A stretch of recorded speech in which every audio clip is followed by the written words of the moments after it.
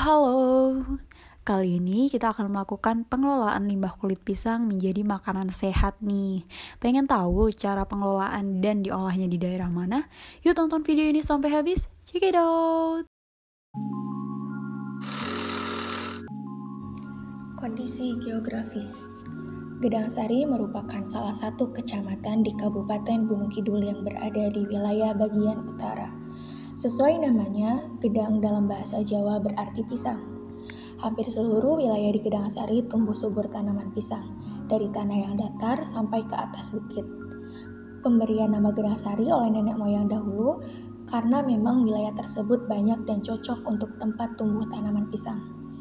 Kecamatan Gedangsari merupakan desa yang berbatasan langsung dengan Kabupaten Klaten, Jawa Tengah dan terdiri dari beberapa kecamatan yaitu Ngalang, Hargomulyo, Mertelu, Sampang, Serut, Tegalrejo, Watu Gajah. Adapun objek penelitian ini adalah Dusun Bulu yang merupakan salah satu dusun yang ada di desa Hargomulyo. Dusun Bulu termasuk dataran tinggi yang terletak di ketinggian sekitar 200-700 mdpl yang memiliki luas sekitar 11.477 hektar. Adapun sebagian besar tanah desa Hargomulyo digunakan untuk lahan pertanian. Lalu jarak Dusun Bulu dengan pusat kota Yogyakarta adalah 35 km dengan waktu jarak tempuh sekitar 1 jam 15 menit. Dengan kondisi jalan yang dapat diakses oleh semua kendaraan. Jalan primer menuju Dusun Bulu sudah beraspal dan halus. Akan tetapi, kondisi jalan jika memasuki beberapa rumah warga, terdapat beberapa jalan yang berlubang, batu kerikil dan sedang dalam proses perbaikan. Kondisi demografis. Menurut data Pusat Badan Statistik, pada tahun 2022, penduduk miskin di Kabupaten Gunung Kidul menempati posisi ketiga di daerah istimewa Yogyakarta dengan angka data 122,82 ribu penduduk miskin. Mayoritas masyarakat Dusun Bulu menggantungkan hidup mereka pada sektor pertanian. Padi menjadi komoditas yang paling banyak ditanam oleh masyarakat. Waktu yang diperlukan dari masa tanam sampai panen memerlukan waktu sekitar 3 bulan. Upah atau pendapatan buruh wanita tani di Dusun Bulu tergolong rendah karena hasil penjualan panen padi mereka dijual ke tengkulak yang dihargai kurang lebih 6.000 per kilogram. Hasil panen padi juga tidak selalu menguntungkan dan mendapatkan laba yang banyak karena harga jual gabah yang rendah, gagal panen pada masa musim hujan dan kemarau yang berkepanjangan. Ketika masyarakat, terutama buruh wanita tani hanya menggantungkan pendapatan mereka pada sektor pertanian, maka tidaklah cukup untuk menghidupi kebutuhan mereka. Selain padi, Dusun Bulu merupakan salah satu daerah penghasil pisang terbesar di daerah istimewa Yogyakarta. Namun, hanya sedikit pengolahan dan inovasi produk pisang, terutama inovasi limbah. Kondisi ini membuat kami hadir dengan inovasi terbaru untuk memberdayakan buruh wanita tani pada KWT Dusun Bulu untuk bekerja dengan memanfaatkan bahan dan potensi alam yang ada. Bisnis yang kami hadirkan adalah Renpis, yang merupakan produk makanan rendang dari kulit pisang. Produk ini diharapkan dapat membantu meningkatkan pendapatan dan kesejahteraan kelompok wanita tani di Dusun Bulu dan memberikan pengetahuan dalam manajemen sampah serta limbah organik. Diagram Pareto. Diagram Pareto adalah diagram yang menganalisis 20% permasalahan utama dari 80% responden yang mengeluhkan permasalahan di suatu daerah. Pada Dusun Bulu, sejumlah anggota kelompok wanita tani mengeluhkan upah atau pendapatan yang sangat rendah. Hal ini berada di angka persentase 50%. Yang kedua yaitu permasalahan sempitnya lapangan pekerjaan disebabkan rendahnya pendidikan para buruh wanita tani yang berada di persentase 31%. Dan 19% sisanya disebabkan karena kurangnya pengelolaan limbah kulit pisang. Selain itu, kami juga menganalisis permasalahan tersebut memakai diagram batang Pareto di mana kurvanya terlihat seperti gambar berikut. Pohon masalah. Pada pohon masalah, buruh wanita tani di Dusun Bulu terdapat beberapa penyebab masalah utamanya. Yang pertama adalah rendahnya tingkat pendidikan di sana. Kondisi ini berimplikasi pada sulitnya mendapatkan pekerjaan untuk para buruh wanita di Dusun Bulu. Kemudian, kurangnya akses edukasi mengenai pengelolaan dan inovasi pisang, terutama limbahnya membuat produktivitas pengelolaan pisang kurang masif. Pohon tujuan. Adapun output dari kegiatan kewirausahaan sosial ini yaitu meningkatkan pengetahuan buruh wanita tani dalam mengelola limbah kulit pisang. Peningkatan pengetahuan ini kami lakukan dengan memberikan edukasi, sosialisasi, dan juga pelatihan dalam mengelola limbah kulit pisang. Selain itu, kami berharap sosialisasi dan pelatihan yang kami berikan dapat menumbuhkan mindset berinovasi. Output selanjutnya yaitu menciptakan lapangan pekerjaan agar para buruh wanita tani mendapatkan penghasilan tambahan dengan membuat rentis. Lapangan pekerjaan ini kami sesuaikan dengan kapasitas dan potensi buruh wanita tani serta kami integrasikan dengan inovasi ide usaha yang kami tawarkan yaitu rentis atau rendang kulit pisang. Kemudian tujuan dari kegiatan ini yaitu buruh wanita tani memiliki pencaharian lain untuk meningkatkan pendapatan ekonomi. Ketika pendapatan mereka meningkat, maka goals atau tujuan utama kami yaitu meningkatkan kesejahteraan Dusun Bulu, terutama kelompok wanita tani tercapai. Akan tetapi, perlu kita garis bawahi bahwa pohon tujuan ini dapat tercapai apabila asumsi berikut terlaksana. Yang pertama adalah buruh wanita tani mengikuti program pemberdayaan ini secara optimal dan berkomitmen, dan kedua permintaan konsumen stabil atau surplus. Pemetaan modal sosial. Pada kegiatan kewirausahaan sosial ini diperlukan modal atau sumber daya yang terdiri dari pertama adalah modal manusia, yaitu ibu-ibu KWT yang dapat diajak bekerja sama dalam pemberdayaan terkait pengolahan kulit pisang menjadi rendang. Akan tetapi terdapat keterampilan yang minim dalam pengolahan suatu produk di Dusun Bulu. Modal alam, yaitu banyaknya lahan kosong yang berpotensi untuk ditanami pisang, lalu banyaknya kebun pisang dan mudah dalam pemeliharaannya. Modal sosial adalah ibu-ibu kelompok tani dengan kultur yang ramah, rukun, harmonis, serta adaptif. Serta modal fisik yaitu bangunan tempat berkumpulnya ibu-ibu KWT, serta akses jalan raya yang mudah. Lalu modal teknologi adalah kepemilikan HP untuk media promosi atau penyebaran informasi, dan adanya tuntutan pasar berupa perlunya inovasi berkala agar konsumen tidak merasa bosan. Analisis Combs. Shape dari rendang adalah kotak, lalu colornya adalah coklat dan krem dengan use digunakan untuk memperbaiki gizi anak-anak kos selaku sasaran penjual. Lalu materialnya adalah limbah kulit pisang dengan bahan-bahan untuk membuat rendang yaitu serai, daun jeruk, daun salam, lengkuas, gula merah, kaldu sapi dan garam, merica bubuk, jeruk nipis, dan santan. Lalu bumbu halusnya adalah bawang putih, bawang merah, ketumbar, cabai besar, kunyit, dan jahe. Dengan parts adalah rendang dari kulit pisang dan size adalah rendang berukuran 2x1 cm. Kemudian kemasannya adalah shape-nya berbentuk kubus, lalu color-nya berbentuk coklat, krem, dengan use ramah lingkungan dan dapat digunakan kembali. Materialnya adalah bambu dan tali rami serta stiker.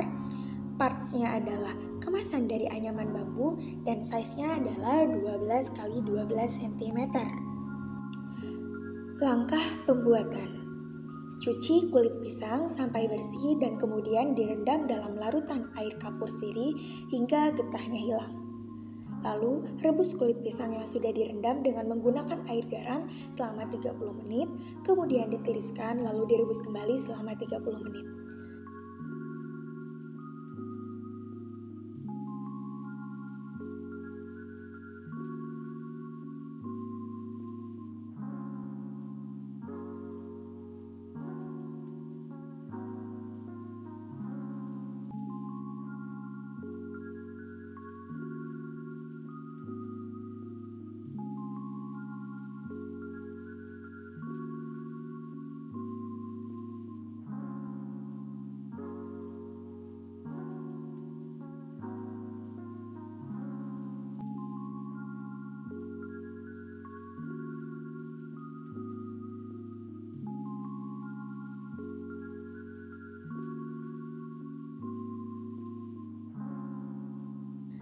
Masukkan bumbu yang sudah dihaluskan dan tumis hingga harum.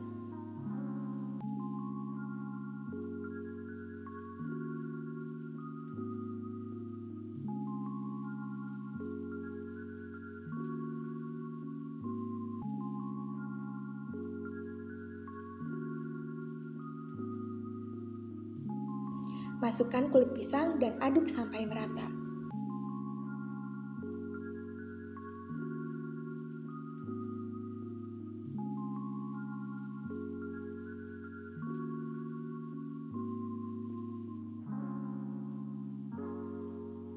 Masukkan santan kental, serai, daun jeruk, daun salam, garam, gula pasir, dan bumbu lainnya, kemudian aduk hingga merata. Tunggu sampai santan mendidih dan sedikit mengeluarkan minyak, kemudian kecilkan api. Usahakan terus diaduk-aduk agar rendang tidak menempel pada wajan. Tunggu sampai rendang berubah warna dan agak mengering.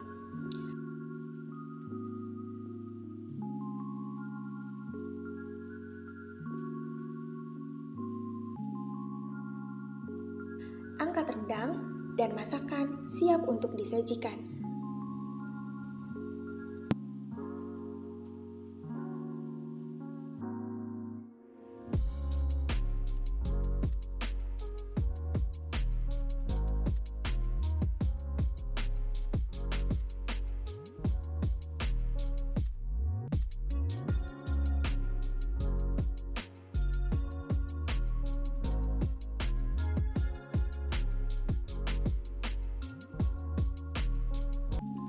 Analisis PMC. Yang pertama ada value propositions, yaitu Renpis merupakan inovasi sampah kulit pisang yang dijadikan produk rendang karena mengandung kalsium sebanyak 19,2%, zat besi 24,3%, dan potasium. Renpis juga turut berkontribusi dalam menyelesaikan permasalahan ekonomi kelompok wanita tani atau KWT di Dusun Bulu. Lalu, customer segments yang pertama adalah diprioritaskannya anak kos, masyarakat umum, dan wisatawan yang berkunjung ke lokasi wisata di daerah istimewa Yogyakarta. Dan prioritas kedua adalah konsumen pengguna e-commerce dan sosial media. Selanjutnya adalah customer relationships, yaitu membangun komunikasi dengan pelanggan secara interpersonal seperti membuat panggilan khusus kepada konsumen, memberikan promo atau diskon setiap bulan maupun tanggal cantik, menyediakan kritik dan keluhan terhadap pelayanan Renpis. Lalu, key activities. Production, yaitu mengolah kulit pisang, membuat Renpis, menjual, dan mempromosikan Renpis.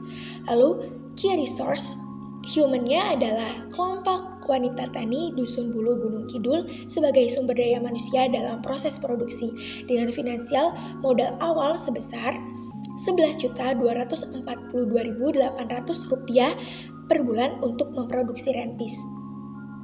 Selanjutnya adalah key partners.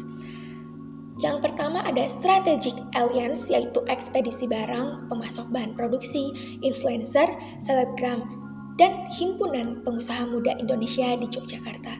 Lalu ada by supplier relationship, yaitu rumah tangga sebagai penyedia sampah kulit pisang dan pedagang produk pisang. Channels indirect, yaitu menjual melalui e-commerce seperti Shopee, Tokopedia, TikTok Shop, dan website Renpis. Selain itu, melalui konten video Reels Instagram dan video TikTok. Lalu secara direct, yaitu menjual dan memasarkan produk di lokasi wisata Gunung Kidul dan di festival budaya.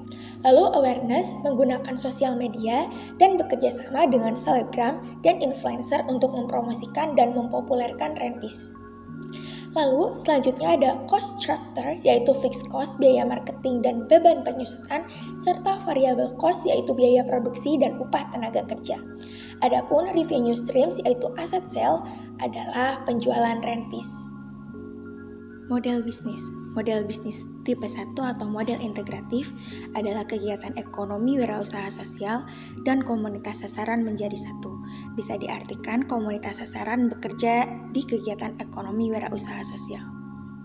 Komunitas sasaran di sini sebagai pekerja dan return berupa keterlibatan langsung dalam produksi kegiatan ekonomi wirausaha sosial. Pengembalian modal yang diberikan kepada komunitas sasaran dilakukan dengan cara memberikan waktu dan tenaga menjadi pekerja wirausaha sosial.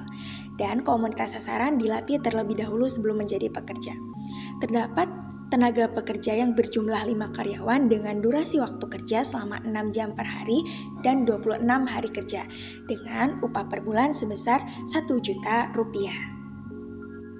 Timeline pemberdayaan.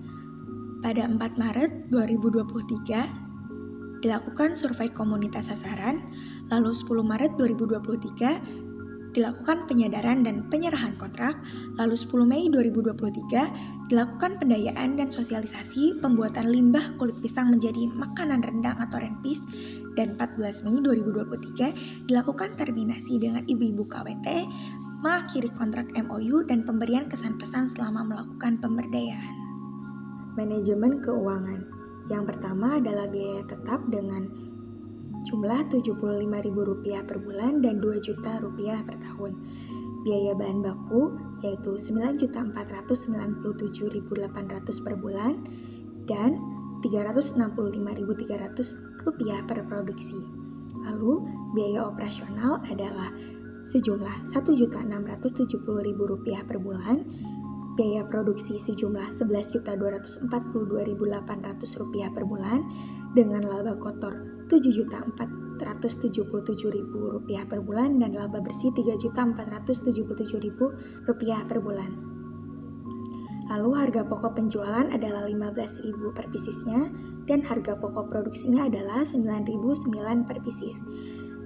Laba per kemasan yang didapat adalah Rp5.991 per pieces. Lalu output per produksi adalah 48 pieces dan output per bulannya sejumlah 1.248 pieces. Lalu waktu kembali modal adalah 1 bulan lebih 5 hari terhitung sejak produksi pertama dimulai. Berikutnya adalah manajemen pemasaran produk renpis. Di sini kami sudah memperkirakan ukuran pasar untuk memasarkan produk kami menggunakan metode TAM Samsom.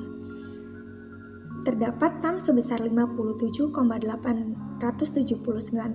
dari total penduduk Indonesia mengkonsumsi dan menyukai buah pisang. Lalu dengan SAM sebesar 3,9% dari total penduduk di Yogyakarta mengkonsumsi dan menyukai pisang.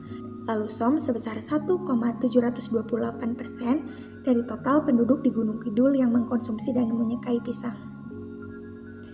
Artinya, kami memiliki ukuran pasar yang cukup luas untuk mendistribusikan produk kami yaitu rendang kulit pisang. Lalu, promotion. Kami melakukan pemasaran dengan menggunakan 3 cara. Yang pertama adalah indirect atau secara tidak langsung dengan melibatkan e-commerce seperti Tokopedia, Shopee, website Renpis, TikTok Shop, dan berbagai macam media lainnya untuk memperjualbelikan dan mempromosikan Renpis. Lalu secara direct kami memasarkan langsung dengan mengoptimalkan beberapa festival budaya sebagai sarana pembelian dan juga berbagai tempat wisata di Gunung Kidul. Kami juga memiliki 2 cabang yaitu yang berada di Gunung Kidul dan di pusat kota. Lalu ketiga, karena kulit pisang ini masih jarang dijadikan sebagai makanan, di sini kami menggunakan pemasaran dengan cara awareness untuk menarik minat masyarakat dan juga mengedukasi masyarakat dengan publik figur seperti selebgram, lalu artis TikTok, dan sebagainya.